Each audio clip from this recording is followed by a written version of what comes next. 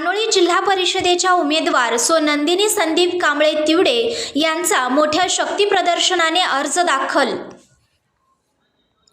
दानोळी जिल्हा परिषद महिला राखीव मतदारसंघातून दानोळीचे सामाजिक कार्यकर्ते संदीप कुबेर कांबळे तिवडे यांच्या पत्नी सौ नंदिनी संदीप कांबळे यांनी स्वाभिमानी शेतकरी संघटनेच्या माध्यमातून दानोळी जिल्हा परिषद निवडणूक लढवणार असून आज दानोळीपासून ते शिरोळ तहसीलदार कार्यालयापर्यंत मोटरसायकल रॅली काढून मोठ्या प्रमाणात शक्ती प्रदर्शन करून आपला उमेदवारी अर्ज दाखल केला।